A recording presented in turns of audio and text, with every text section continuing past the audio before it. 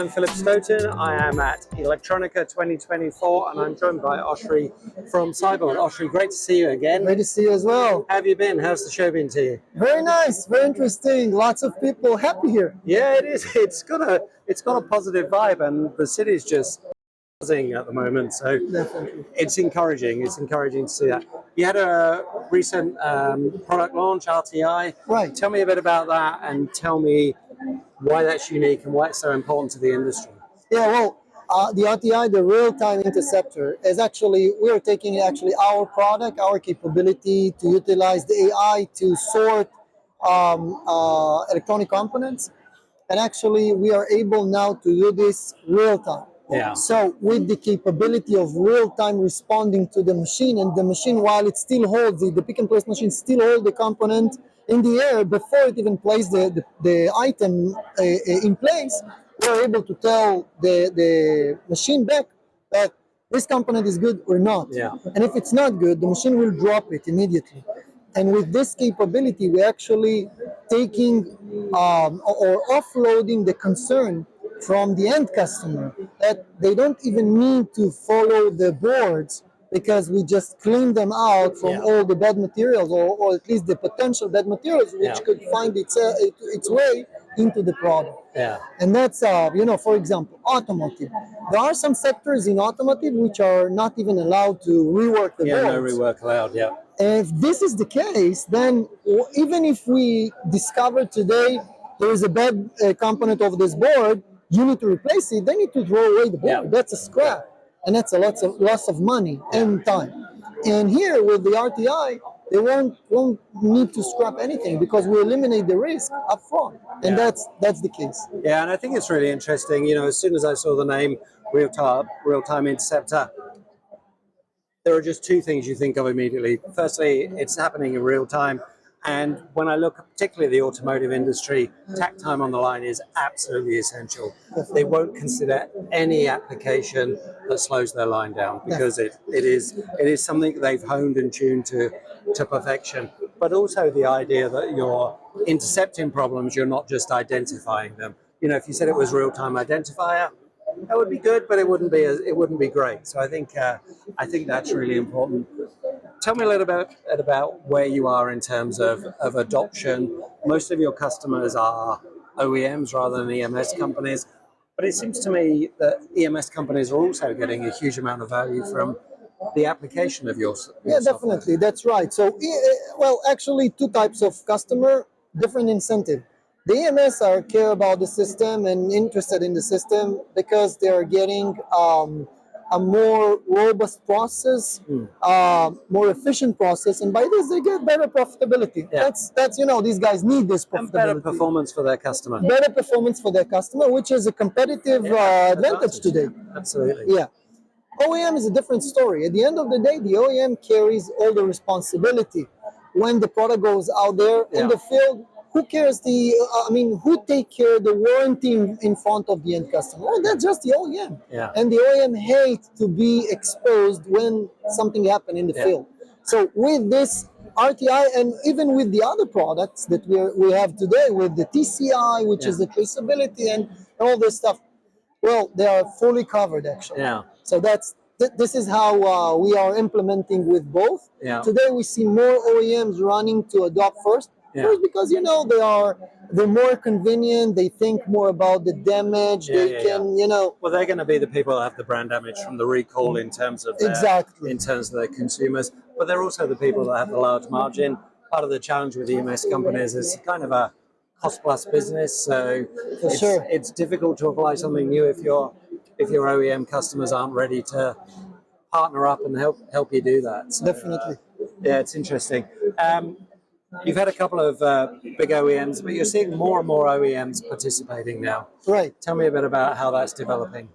Well, we see that the OEMs taking more and more the product and the platform. Usually they're looking more of traceability solution, but it's not just traceability. We have a customer insisted to get the system just to be able to enforce country of origin. Yeah. which it's not even something that we thought will No. be interesting. And here is a customer came in and said, listen, I need a solution for country of origin because all the restriction, you know, the Cold War happening these days. Well, they need to be able to restrict their products and control these restrictions. Now, we can do this. I mean, automatically it happened. It's part of the product. Yeah. So that's another case. And in different cases, they care about the traceability. They care about cybersecurity. You know, they would like to make sure that they're not using counterfeit. They're not using forged component. You know, so there was a customer came in and said, listen, I'm not supposed to get any DC to DC devices which containing any probe marks. Yeah. Well, that's a good business case. I mean, if you don't supposed to see probe marks and we see probe marks, well, something is wrong. This was not what you expect to get. Yeah.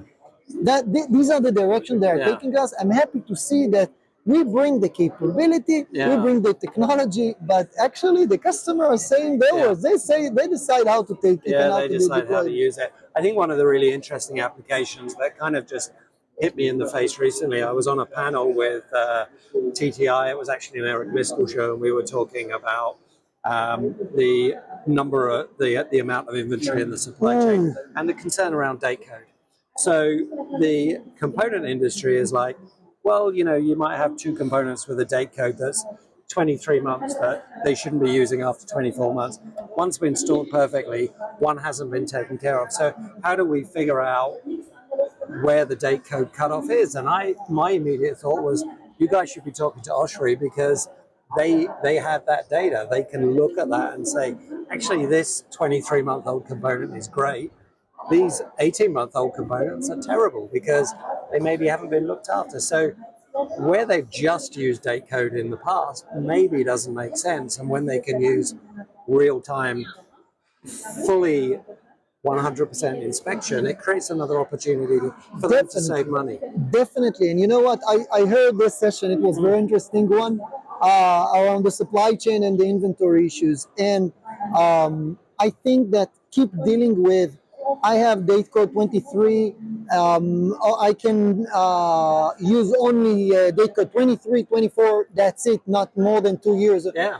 Why should we go there anymore? I mean, if I'm providing you a solution that you can inspect a discrete component level, who cares about the date code? Well, you know, the simple analogy I make is if I keep my milk in the fridge, it lasts a lot longer than if I leave it out on the counter and it's 35 degrees out. Exactly. So, you know, it's still got the same use by date on, but it's different. But it's different because if I can, well, okay, let's keep your analogy. Yeah. Now, if I could taste the milk for you can inspect the milk for me. Even it's expired, I would taste it for you, inspect it for you, and tell you, no, don't worry, it's 2 years old, but it's still good. Would you drink it? Yeah, absolutely. Probably yes. Yeah. Well, if we have assurance and we have traceability, it makes sense. Exactly. That's what I'm saying here. Yeah, I think what you have is something where you're sitting on the line, you're taking data in real time, you're creating these massive databases of images, and you're leveraging AI to interrogate them. There are just so many applications that are going to come up as we go through different challenges in the supply chain. Because as we looked 2 years ago, as far as supply chain was concerned, the house was on fire and we needed to get components maybe from the grey market. So how do we protect ourselves from the grey market? You had a solution there. Now maybe the grey market isn't as attractive anymore because there's more fluency of the supply chain. Let's think about how expired our components might be. And again, we need to be inspecting those components. And by the way, see the history. It's always between these two corners. Yeah. We're missing components and buy from the gray market, or we have full inventory, over inventory, how we consume it and how we manage the inventory aging. Yeah, and absolutely. every time the supply chain running between those two. And the amazing part is that every time, as a supply chain person, I'm telling you, every time people are shocked from the situation. How we got there? Oh my God, how we got there? Guys, this is the situation. Let's develop tools to be able to live with it, not to deal with it every time. Yeah, absolutely. Absolutely. It makes perfect sense. Oshri, pleasure to talk to you. Love what you're doing. Keep doing that. Keep coming up with new applications and new solutions based on the data you've got, because you do have this ridiculously large database and there's so much value there. Thanks for your time. We'll talk again soon. Thank you very much. Thank you.